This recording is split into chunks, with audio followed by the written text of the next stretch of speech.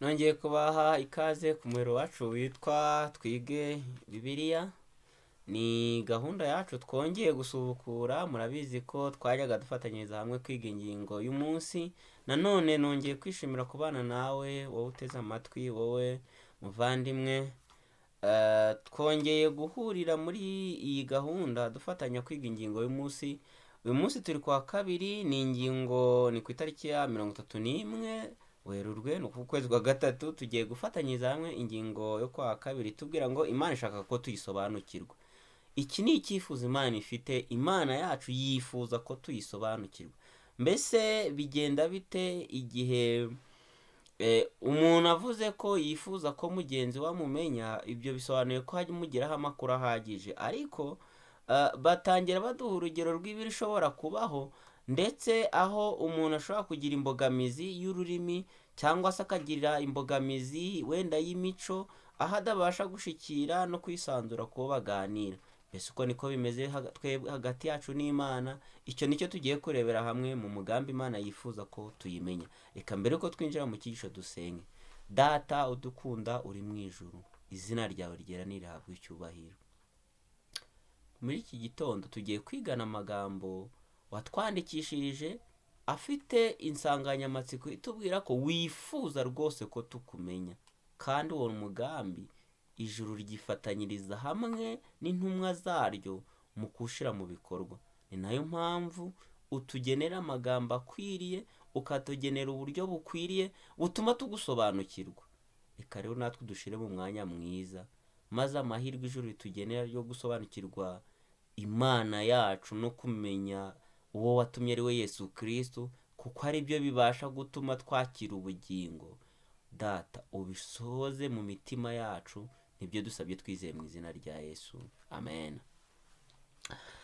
Muri iyi ngingo itubwira ngo Imana ishaka ko tuyisobanukirwa, ni umugambi w'Imana ko tuyimenya.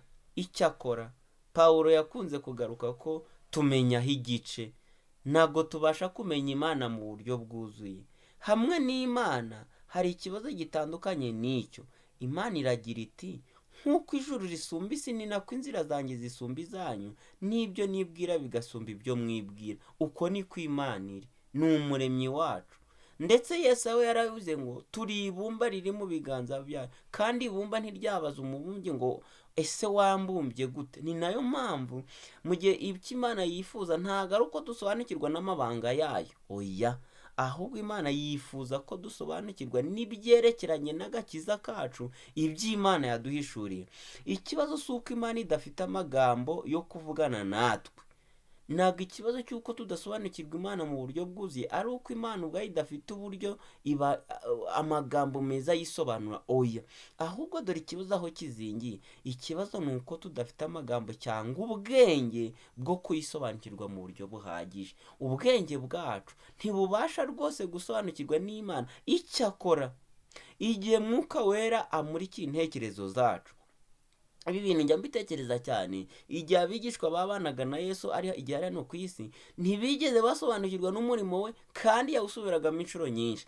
Ngo ariko igihe yari amaze kubasezeraho, igihe turasoma muri Luka igice cya 24 ku murongo wa 44 na kwiza 45, nuko abungura ubwenge abasobanurira ibyo mu byanditswe byera yari yahereye kuri Mose n'abahanuzi, agera ku bimwerekera bibabwira byose. Ariko amaze kubibabwira abungura ubwenge. Ngiki kintu abana b'Imana dukeneye, kungurwa ubwenge n'ijuru. Ubwo nibwo duhinduka abanyabwenge, nibwo tumenye, nubwo tumenyaho bike, ariko nibyo bike tubasha kubihabwa kuko ijuru ryabashije kugira icyo ridukorera. Hano rero hari amasomo baduhaye, yose aragaragaza uburyo Imana itandukanye natwe, uburyo ari Imana. Ririya somo bari baduhaye ryo muri Yesu rivuga ngo nk'uko ijuru risumba isi niko n'inzira zanjye zisumba izanyu, ibyo nibwira biraruta cyane ibyo twebwe twibwira, kuko turi abantu, turi ibiremwa. Ukuri kwabyo ni uko tutazigera dusobanukirwa n'ubwenge cyangwa ubuhanga bw'Imana, kuko ni Imana itagira iherezo kandi izi ibintu byose. Twebweho tumenya bikeya. N'ubundi se niba tumenya bike cyane ku byerekeranye n'irema, ni buryo ki twasobanukirwa n'iby'umuremyi waryo? Niba mu by'Imana yaremye nabyo harimo ibitujijira, kumenya uko agasimba gatoya kamenya guhaha ibigatunga, kakamenya ubwenge bwo kubizigama, kakamenya ubwenge bwo kwita ku tunyamaswa duto tugenzi twako, cyangwa udusimba twakomotse kuri ko. Ibyo ntitubasha kubisobanukirwa. Hari amahame yo mu byaremwe tutabasha gusobanukirwa. None niba amahame yo mu by'Imana hamwe tutabasha kuyasobanukirwa byoroshye, ni gute twavuga ko tubasha gusobanukirwa n'umuremyi? Icyakora ikintu cyanejeje, nubwo tutazi gusobanukirwa n'ikindi, nubwo tutazigera dusobanukirwa n'ikindi icyo ari cyo cyose, iyi biramambu dushobora gusobanukirwa n'iby'ingenzi ku by'agakiza kacu. Icyo nicyo kiraduhagije. Nubwo tutabasha gusobanura iby'amayoberane, ibyo byitwa birimo ibirenze ubwenge bwacu, ibyo gusobanura uko imibumbe iteye, ibyo gusobanura uko iby'inyabuzima bibaho, ibyo nubwo twabyiga tukageraho tunanirwa kubisobanukirwa, ariko dushobora gusobanukirwa n'iby'ingenzi by'agakiza kacu. Izina ry'Imana rihabwa icyubahiro. Ni iki Imana yifuza ko mu bwenge tujijuka mu kuyimenya, ari ukumenya tugasobanukirwa inama y'agakiza. Mbese n'iki gikubiye mu nama y'agakiza? Ni ugucungura umunyabyaha wari ubaye ingaruzwa mu leta ya Satani, maze umunyabyaha akabonerwa igitambo ari cyo gitambo cya Kristo, maze akungwa n'Imana. Bityo mu kwemera icyo gitambo umunyabyaha akongera akaba umwe n'Imana, ku buryo aba asigaye atunganirizwa kuzaturana n'Imana ubwo ijuru n'isi ibya kera bizaba bishize, maze tukabana n'Imana Data mu ijuru rishya n'isi nshya bitazabamo icyaha ukundi.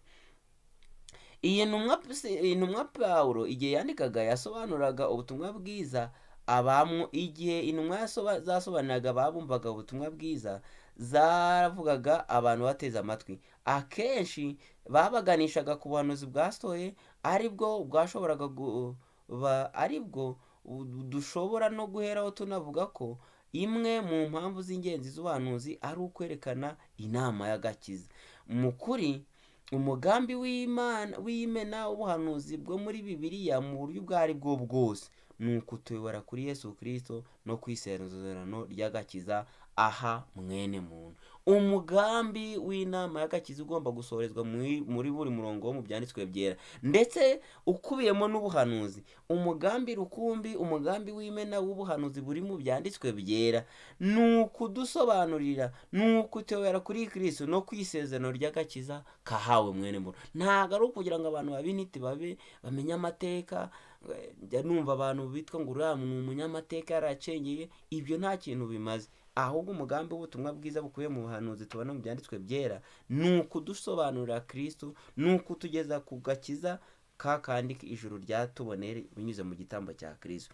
N'ubundi se Umwami Imana ariwe waremye ibintu byose, yaramanutse aza mu isi, maze aritanga ubwe aba nk'igitambo ku musaraba ku bw'ibyaha by'aba buri muntu wese, ndetse n'umunyabyaha ruharwa. Uko niko Imana idukunda cyane twese uko turi, maze dushobora rero gukorera ibyo byose, imaze kudukorera ibyo byose, nta gushidikanya Umwami Imana aba ashaka ko buri wese hamwe n'abanyabyaha ruharwa tumenya igitambo aduhera muri Kristo Yesu, kandi icyo nicyo ubuhanuzi nabwo bukora.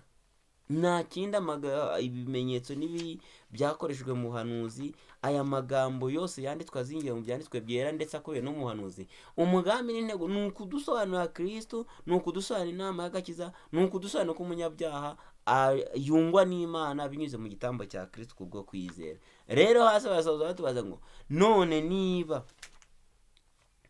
nubwo mu kuri hari byinshi tutazigera tumenya byerekeye n'Imana, byerekeranye n'amahame y'iby'ubuzima dushobora kwigisha ariko ntituyarangize ngo tuyasobanukirwe, ariko ni kuki ari ingenzi cyane ko ubu twita ku byo tuzi kandi tugakurikiza ibyo tuzi aho gutwarwa n'ibyo tutazi.